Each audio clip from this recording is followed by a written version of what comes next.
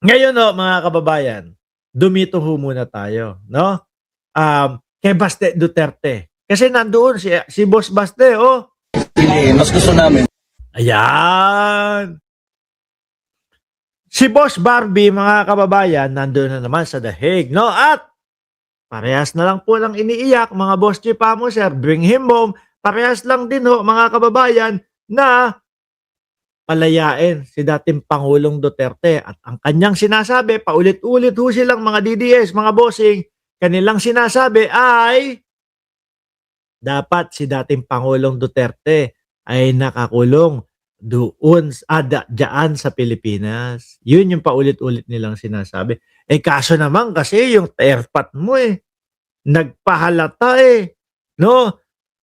Nagpahalata na kapag siya ang presidente o kapag kayo ang nasa tuktok, dehins kayo magagalaw.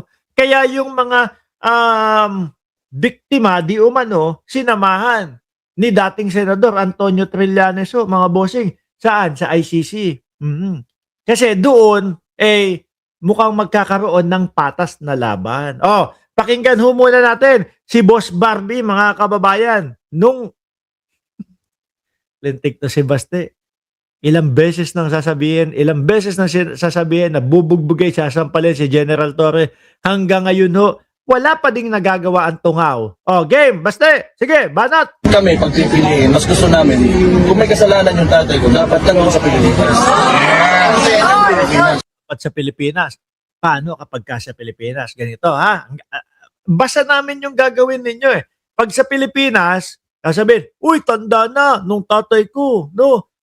Ano na lang natin to, house arrest na lang natin ito. Malamang ganyan mga kababayan ang magiging lagay ng dating Pangulong Duterte at ganyan ang iaarte niyang mga yan. Pag sa Pilipinas, pag pinayagan. Mga bossing, yung edad na mga ganyan, tao tient, no? Papunta sa 90 o mga edad na, basta umedad ka ng mga 70 pataas. Yan, umpisa na huyang gusto mo sa loob ka na lang ng bahay. Ayaw mo nang lumabas. Ayaw mo na ng mga gala-gala, di ba? I am Batman. Gusto mo, nandoon ka na lang sa bahay, nanonood ng TV, habang naggagantsilyo. Tapos habang nakaupo sa rocking chair. O kaya minsan naman, naglalaro ng baraha o yung kwaho, yung lola ko. Naabutan ko ho kasi mga kababayan, yung yung lola, paano ba yun? Lola namin sa tuhod. No? Andun lang yun, maghapon sa loob ng bahay, no? Naninigarilyo, baliktad yung apoy. Yung apoy nasa loob ng dila, tapos wala. Habang siya naman, naglalaro ng kwaho, mga kababayan. Ganun. Yun na lang ang trip ng mga thunders, mga kababayan Ganyan na ganyan ang gagawin nila kapag ka naiuwi ang dating Pangulo Duterte. Paano yun? Di parang ano na lang yun, parang pumabor pa sa inyo yung magiging sitwasyon kung si dating Pangulong Duterte ay hahayaan papayagang umuwi. Di ba, Baste? Hindi dito, sa Europa. Hindi sa Banyaga. Kaso kasi nung panahon, nung airpat mo sabi sa iyo, yung panahon ng airpat mo, narinig lang, iimbestigahan ng ICC si dating Pangulong Duterte, si Duterte, that time. Ano ginawa? Kumalas agad, natakot agad. Di ba? So yung mga ganong kilos, ganong galawan nila, mga boss chipamo, sir, napaghahalataan sila na hindi alam mo yon, hindi magpapa-aresto or whatever na hindi papatas, mga kababayan. Ngayon, dahil ramdam yon ng mga kamag-anak ng biktima, rekta sila doon sa ICC, boss. Diyan kung nasaan si dating Pangulong Duterte. Technically, walang makapa yung usapan. Saka boss, ginawa ang ICC no? Para magkaroon ng tipo bang para sa mga biktima. Tapos ang kalaban nila yung Estado, kalaban nila presidente, kalaban nila alam nilang mahirap gibain. Yan. Diyan pumapasok o diyan ang ICC. para maging balanse. Kasi kawawa naman yung Pilipino. Oh, kawawa naman ang Pilipino kung yung tipo bang wala ka ng laban. Bakit? Yung kalaban mo, yung presidente oh. Tapos ihahabla mo ba yon? Ipag hinabla mo, sasabihin, oh, hindi pwede, ganito, ganyan, yung mga nasa ilalim, pagtutulungan ka na. O, di ba? Ako, mga bossing, pabor na pabor ako kung sakali man na bumalik pa din ang Pilipinas sa ICC. No? Mga DDS, ayaw nyo yun? Bakit? Oh, kung sakaling magmalabis ang ating presidente na si Pangulong Bongbong Marcos, ay nako, may lalapitan kayo. May pupuntahan kayo. Kaso iba pala ang paniniwala ng mga DDS kasi mga bossing no? Paniwala ng mga DDS mga kababayan si Trillanes ang bumubuhay doon, doon sa ICC. Naknantok tong 18 marites na ito mga kababayan. Biruin mo, ang lakas ng trip. Sabi ba naman may nakukuha ang pera si Trillanes tapos ibibigay sa ICC $2 milyong daw po. O, di ba? O yung mga DDS, mga naniwala naman mga kababayan, at makikita mo sa comment section, ako kaya ayaw palayain si si dating Pangulong Duterte kasi may natatanggap ang ICC na pera. Mga bugok ang putik na yan. Di kung sana kung talagang tumatanggap ng lagay datong pera o suhol yung ICC, putik. Mas madaming pera si dating Pangulong Duterte dati. Kayo, tumatanggal kayo suhol. Eto, bigyan ko kayo ng ganito. Tigilan nyo na ako, ha? Di ba? Hindi yung kakarampot na 2 milyong piso, 2 milyong dolyar na ibinibintang di ba, Shiro Kansaki? Tatay mo kasi. Kayo no? Akala nyo kasi, hindi na kayo,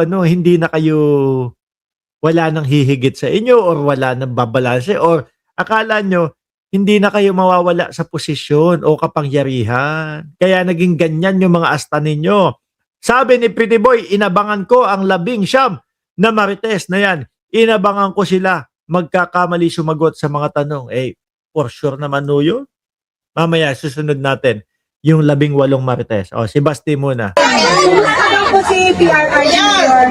Bisaya. Tingin ko, malusog naman siya. Thanks God. Malusog naman pala, okay na yun. Ako maniwala ka sa akin, Baste. Yung airpot mo, soya na dyan sa Oblo. Oo, sabi ko nga sa inyo Sabi ko sa inyo, mga kababayan, yung mga thunders, yung mga damatans na ganyan, gusto niya lang yan sa loob. Baka mas gusto pa nga ng dating Pangulong Duterte na nandyan siya sa ICC. Bakit kanyo, mga bossing? Pag inuwi yan ng Pilipinas, naku, aakayin at isasama niyan kung saan-saan nila Bongo, nila Robin Padilla o nung mga magre-re-elect sa 2028. Pagod na naman ang dating Pangulong Duterte. Di ba? Tuloy. Okay naman siya, pero hindi pa rin okay kasi kahit sino naman sa atin, Okay naman siya pero hindi pa din okay kasi nakakulong. pag nilagay tayo sa isang detention unit na hindi naman natin lupa o hindi natin bansa, sino bang may gusto nun? Wala tayong magagawa, siguro days na lang at saka dasal. Magdadasal. Magdadasal sila. Ewan ko lang kung ano yan. Kung pakinggan yung kanilang dasal, mga kababayan. Kasi paano ka naman magdadasal doon? No? Sabi ng dating Pangulong Duterte, who is this stupid God? Ganun. Tapos, palabasin nyo na po. Ipinagdarasal po namin, palabasin nyo na po yung taong nagmura sa inyo. Ang hirap po. Miski ako, malilito ako, mga kababayan. Mapapaisip ako kung ako yung pagdarasalan ninyo. Sandali, minumura ako niyan. Bakit ko palalayain yan? Ba't ko tutulungan yan? Diba? Dasal. Pagdadasal niyo, malaking bagay yun. Kasi sa sitwasyon na to, hindi natin talaga alam kung ano yung direksyon, ano yung mangyayari sa tatay ko. Ang tingin ko dyan, wala na, Baste. No?